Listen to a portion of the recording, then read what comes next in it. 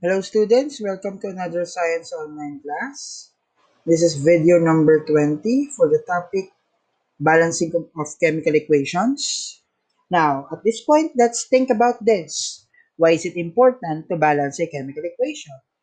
How are we going to balance a chemical equation? Chemical reactions is something to do with transforming into a new substance. The arrow sign meaning change, which is represented by a chemical equation. So, A react with B are the reactants to form C and D, which are the products. A process in which one or more substances is changed into one or more new substances is a chemical reaction. So, a chemical reaction uses chemical symbols to show what happens during a chemical reaction. Three ways of representing the reaction of hydrogen with oxygen to form water.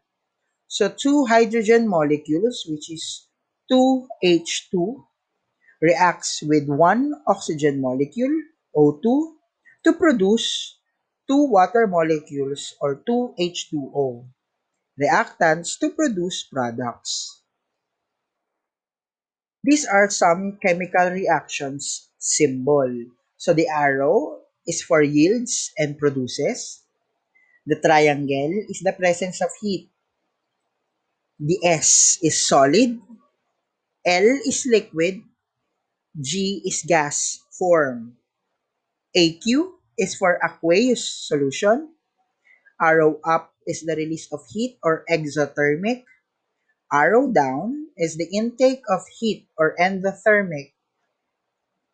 Arrows with arrowheads on both ends is reversible reaction, and EC is electric current.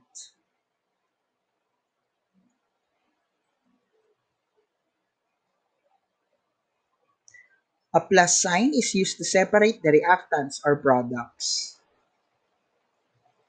Yields is used to indicate the result of the reaction.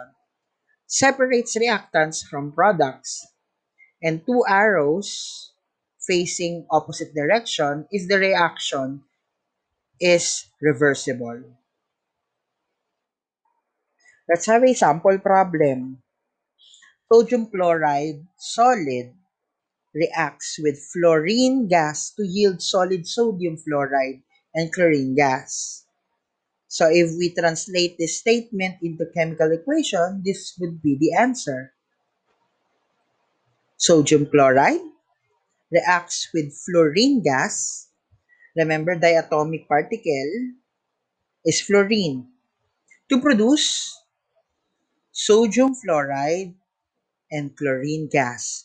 Again, chlorine gas is a diatomic particle or molecule.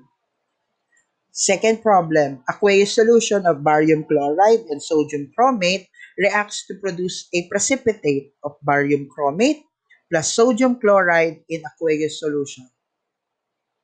So, aqueous solutions of barium chloride, that's why we put AQ in BaCl2, reacts with sodium chromate, which is solid, to produce barium chromate, which is in solid, and sodium chloride in aqueous solution. Solid sodium oxide is added to water at room temperature and forms sodium hydroxide dissolved in the water. So what is the chemical equation?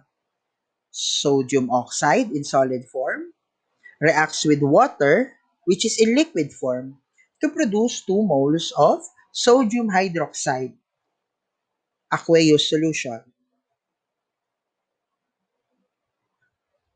Copper sulfate pentahydrate is heated to form solid copper sulfate and water vapor. So we have copper sulfate pentahydrate to produce solid copper sulfate and water vapor.